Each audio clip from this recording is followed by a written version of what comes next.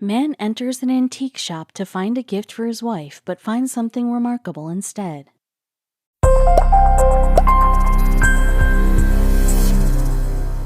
Randy Gujaro is a peace-loving man who is also fond of antiques. The man, while going back to his home, gets attracted by an antique store.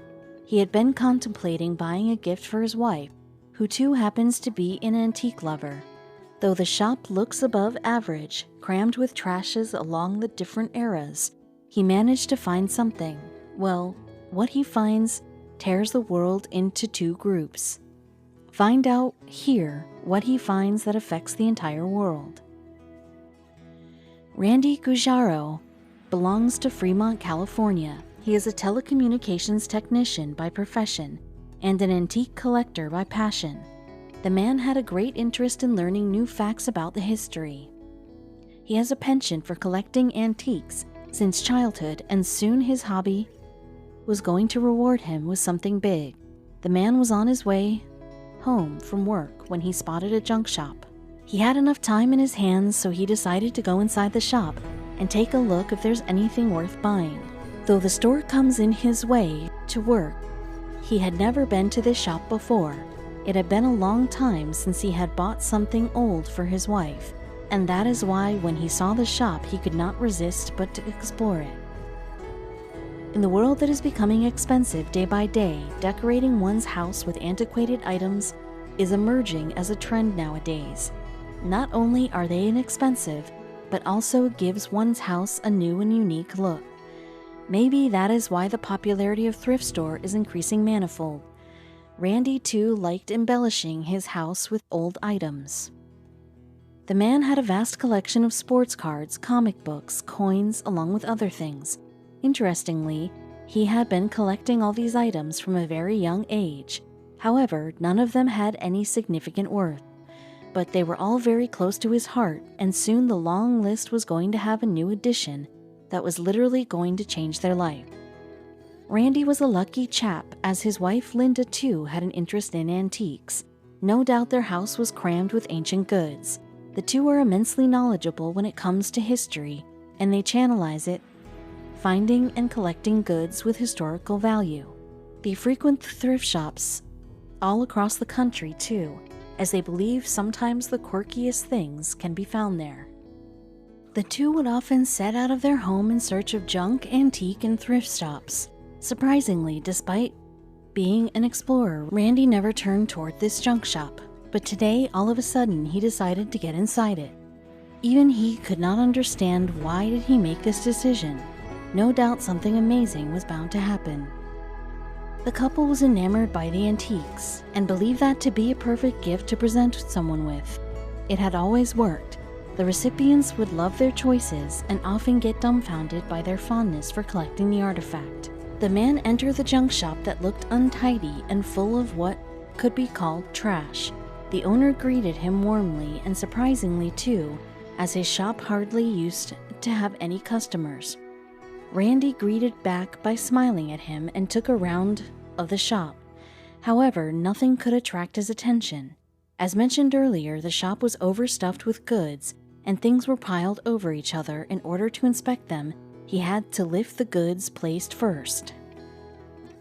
The name of the Oblivion store was Fulton's Foley Antique Collective and was located at Fresno Tower District. As the city has very few antique lovers, the store stayed a thing of disinterest for a large fraction of public. Randy knew that very well, and that is why he did not feel amazed at the loneliness of the shop after entering it. The shop had only two souls dwelling inside it, first he, and second the shopkeeper. The shopkeeper did not take much time to realize that his customer was losing interest, and it was then he ushered him toward another cabinet. But what captured Randy's attention was some boxes that were borne by two men. The men just had stepped into the shop from an inside room. The two were carrying big boxes in their hands that looked very heavy too. Randy immediately got intrigued by the boxes. He wanted to know what was in them. Intrigued, he asked the shopkeeper about the contents of the box. He told him that the boxes were containing objects that did not get sold despite being on display for long, so now they were throwing it out. The shopkeeper called them old boxes of junk, But was it really junk? Whatever the case, he felt immediately drawn to them. He asked the shopkeeper if he could see the items stuffed in the boxes. The owner did not stop him. He asked the men to put the boxes down. No doubt the box was heavy, as it was carrying a lot of things. Men started putting the items out one by one. They all were indeed trash. However, the curious customer sifted through the things in search of some interesting object. It was then his eyes caught something particular in the junk box. Along with worthless items, one of the boxes had a card box too. The card box in itself had a unique design, unique enough to attract his attention. He picked that up second after he laid his eyes on that. The card box looked very old. It had some of its sides torn, but what made him startled even more was the thing lurking inside it. He opened up the card box. On the other hand, the shopkeeper was confused. This was the first time he had seen a customer checking the trash kept in boxes so keenly.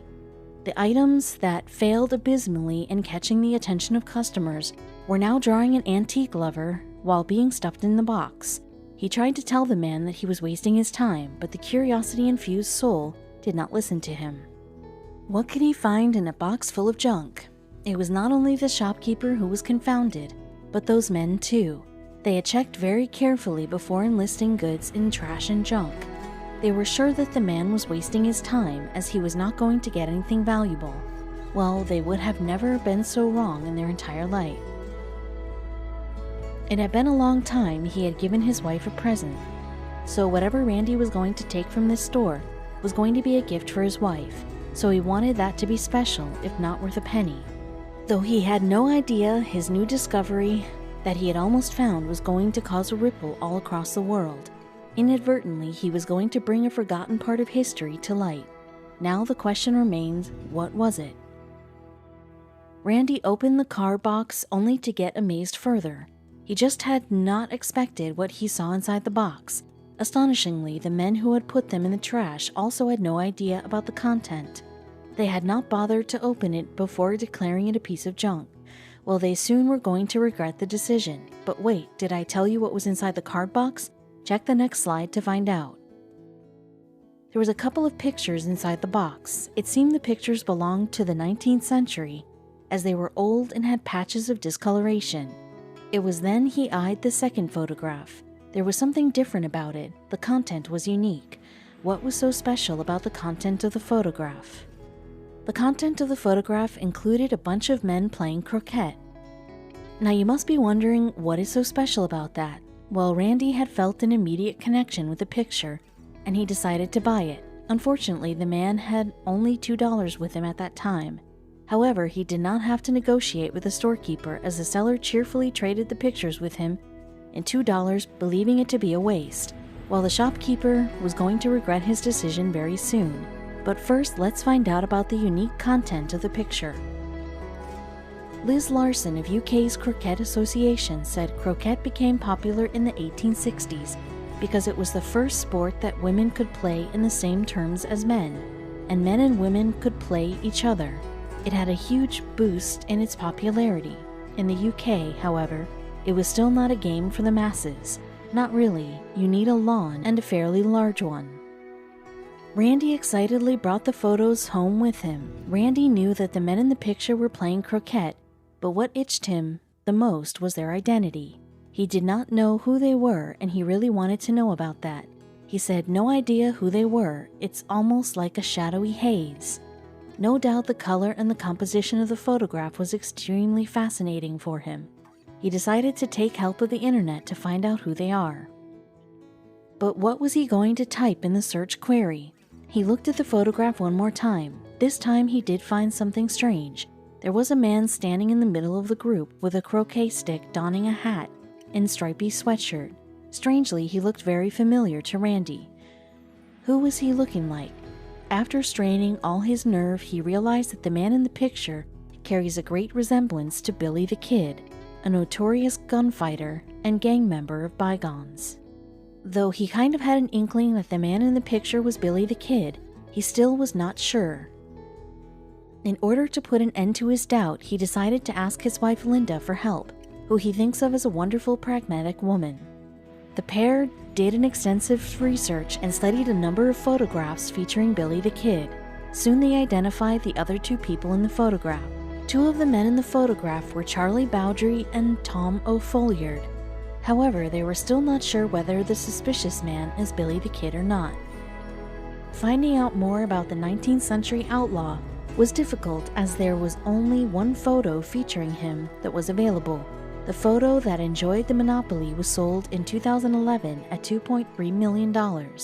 What made this photo special was it being the only evidence letting the world peek into his mysterious life. In the photo, the man is seen holding a gun. So, had Randy discovered the second one?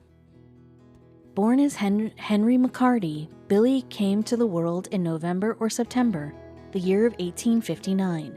However, his birth date is a subject of dispute for historians due to the lack of evidence corroborating the day he took birth. He was called William H. Bonney by his friends and relatives during his growing days. However, he rose to fame as Billy the Kid. This is true that New York was Billy's birthtown, but he, along with his family, kept shifting from city to city. After his father's death, the family settled in Silver City in New Mexico. Billy got another blow when his mother said goodbye to the world when he was only 14 years old. Now the little kid was not only an orphan but also helpless. However, he managed to get himself a space in a local boarding house. But the boy did not seem to be happy with his life. He wanted to do something big, so he indulged in his first crime in 1875, when he participated in a robbery. There was more he could do. He did not stop there. In fact, the robbery had inflated him with the confidence, and he even went on to do petty crimes too. Just after 10 days of his first theft, he, along with his friend George Schaefer, dared to steal clothes and guns kept in a Chinese laundry. However, the two could not run away further and soon got caught in jail. The cops had not expected Billy to be so shrewd. The boy escaped the prison only after 2 days of his arrest. Billy attracted disrepute when he joined hand with an ill-famed deputized group during Lincoln County War in New Mexico. The escaped prisoner journeyed straight to Arizona Territory in order to get into that abhorred gang named the Regulators.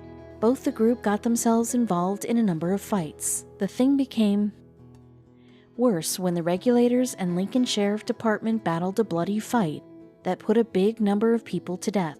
One of them, who became the victim of that horrible fight, was prominent Sheriff William J. Brady. Again, he got thrown into jail, but he escaped the bar once more. But this time, his destiny had another plan for him. The man was shot dead at the age of 21 by an officer named Garrett. However, many people believe that his death was faked. Clearly, the man was running all his life. Furthermore, he spent his life out of the sight of the public. Naturally, nothing much could be gathered about this outlaw. And that is the reason why the professionals could not believe when Randy informed them about his discovery. In fact, they doubted if the photograph was authentic or not, and the news of finding it in the local store was all the way more skeptical. Additionally, they had met a number of people who would come to them with pictures and would claim that to be the original, but after verification, they would turn out to be fake. So was this one a fake picture too? Randy was very sure that the photo he just found was an original one, and he was going to do whatever he could to prove that. Subsequently, Randy consulted a producer for National Geographic, Jeff Aiello. The two came up with an amazing idea of documenting their missions stretching up to 5 years to prove their point. Would you want to know who narrated that amazing historical and forensic documentary? Well, it was acting superstar Kevin Costner. The man was hell-bent to make people believe that the photograph he had discovered was the original one. In those 5 years, he talked to experts and eventually made a documentary, but still, there are some who refuse to call it the original one. Randy explains it better. It was a bit of a lonely journey. He named the picture almost Twilight Zone-ish. You may want to know why he called it that. Well, because there were some people who considered it too good to be real. But as they say, hard work pays off. The man soon got the fruit of his hard work when the science stepped in and made the much-awaited revelation that made the haters shut up. The forensic experts finally drew a conclusion after taking help from forensic scientists. antique experts, art collectors, and historians. The team used facial recognition to examine the picture more clearly. The entire process took 5 years to complete, but Randy was not sad about it. He knew that the result would be in his favor. The method of facial recognition proved most helpful. Billy the Kid was one of the famous personalities from history who did not get much documented. However, his co-members were very well documented that shed light on their mission. The photograph that Randy had was featuring 18 people apart from the suspicious man. Amazingly, all the 18 members got tracked by the scientists as they had been documented in history. Not only that, the experts also found out about the building in the background. The experts learned that more than half of the people in the group belonged to the regulators. Well, this information asserted Randy's claim even more. The experts went ahead and decided to excavate the remnants of the schoolhouse situated in Chavez County in New Mexico. It was the same building that was behind the men playing croquet. The experts succeeded in finding out the year in which the photo was taken. It was 1878. David McCarthy from Kagan said, "We had to be certain that we could answer and verify where, when, how, and why this photograph was taken. Simple resemblance is not enough in a case like this. A team of experts had to be assembled to address each and every detail in the photo to ensure that nothing was out of place. So they took every tiny detail into consideration." The expert added, "An original Billy the Kid photo is the holy grail of Western Americana." Eventually, the experts confirmed that the unnamed man was Billy the Kid. Well, which implies that the antique dealers and collectors were ready to bid any high to get that photo. Kagan's, a numismatist firm that helped Randy a lot in verifying the authenticity of the photo, offered to insure the picture for $5 million. Randy never willed to keep the picture of such historical value with himself, and eventually decided to sell it to another historian. The photograph is still with Randy and Linda.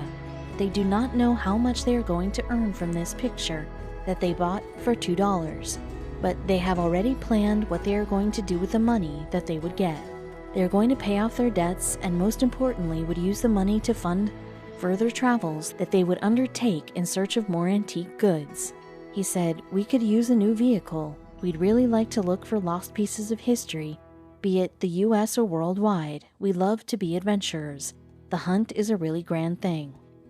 From there on, their interest in antiques had only increased. He even urges to the other people to find out more about the goods that they're about to throw away. Perhaps some of them have great historical value. Randy explains, "I hope this prompts others out there to look into trunks and attics because there are so many lost treasures out there." Randy expresses his emotions after proving that the picture he holds was the original one. He expressed, "It was wonderful. We were very emotional watching it." The 54-year-old man was saying, "We've laid it out, told the truth, and we hope you've enjoyed the ride." He reminisces that day when he bought the picture. He recalls, "I had just a couple of bucks left and I found 3 photographs I liked, and of the 3, the oldest tintype. I actually kind of chucked it back in the box." Well, the life has its own way of revealing things.